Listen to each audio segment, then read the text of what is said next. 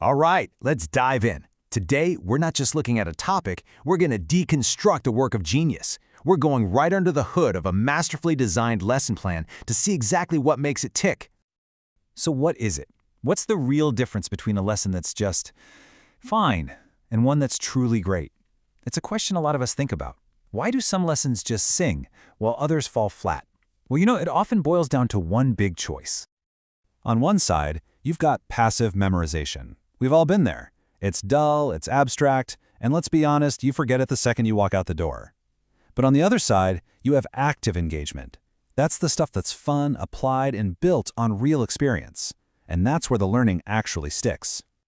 So how do you actually create that? How do you design a lesson for active engagement? Well, it's not magic. It's a blueprint.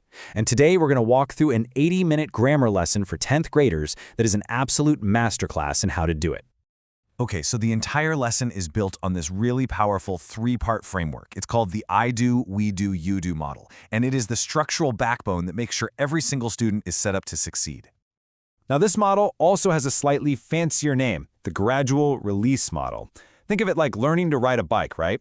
First, someone shows you how it's done. That's the I do. Then they're jogging alongside you, holding the back of the seat while you pedal. That's the we do. And then finally, they let go and you're off. You're doing it all on your own. That's the you do. It's this fantastic step-by-step process of building skill and confidence. Any great lesson has got to grab you right from the start. And this one, it doesn't mess around. Forget starting with some dry, boring definition. This lesson kicks off with pure energy and movement. Just picture it. The teacher suddenly starts running in place. The whole class yells, "Running!" Then the teacher does a big jump. They yell, "Jumped!" This little game, Frozen Action, is brilliant because it connects a physical act to a really abstract grammar concept. Before the students even hear the technical term, they already have a gut feeling for what a participle is. Okay, so the students are hooked. They're energized. What's next? Well, now it's time to build on that fun intro and get into the core instruction, where the teacher starts by modeling the concept directly. And here we are, in the I do phase. The teacher puts up clear examples, using simple things like color coding to make the participle stand out. Now, this isn't just to make it look pretty. This simple visual trick is huge. It basically lowers the cognitive load, making it way easier for students' brains to process the new information without getting overwhelmed. All right, next up, we shift into the we do phase. This is where the teacher starts handing over the reins to the students, but in a really supportive way. They break out into teams for a low-stakes game called the grammar race. And the goal here isn't just about getting the right answer. It's about talking it out, working together, and explaining why you think you're right. And look at this, a simple scoreboard. All of a sudden, practice isn't a chore anymore. It's a game. A little friendly competition just kicks the energy way up.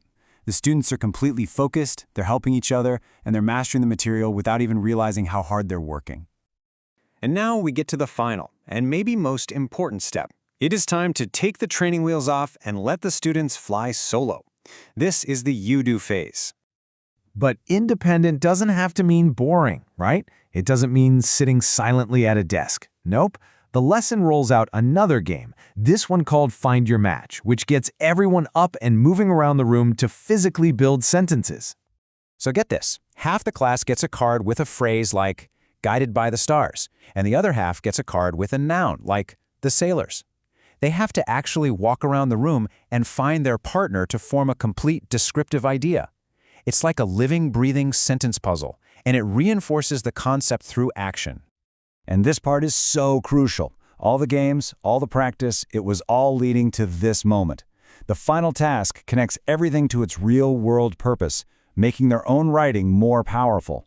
Students get a prompt and are asked to use what they've just learned to describe a moment from their own lives. And would you look at the result? A sense like this is just worlds away from a simple, "I was hot, so I drank water." The student took that grammatical tool and used it to paint a really vivid picture. That right there, that's tangible proof that the lesson absolutely worked. But hold on, we're not quite done. A truly great lesson doesn't just stop. The final few minutes are specifically designed to lock in that new knowledge and make sure it actually sticks around for the long haul. So the lesson wraps up with this really smart, quick check-in called an exit ticket. The teacher throws a couple of sentences up on the board, and students just vote. Is it correct or incorrect? It's super fast, there's zero stress, and it gives the teacher an instant snapshot of who got it and who might need a little more help. So when you really break it all down, why was this lesson so successful? It really comes down to 3 key things. First, that strategic gamification, which kept the energy and motivation sky high. Second, the gradual release model, which provided that perfect scaffold for learning. And third, that direct, unmistakable connection to their own writing, which gave the whole thing a clear and compelling purpose. And that really leaves us with one final thought. This blueprint, it's not just for teaching grammar. These principles, a killer hook, the I do, we do, you do model, and a meaningful final task, you could use these to teach anything, from algebra to history to coding. So the real question is, where are you going to apply it next?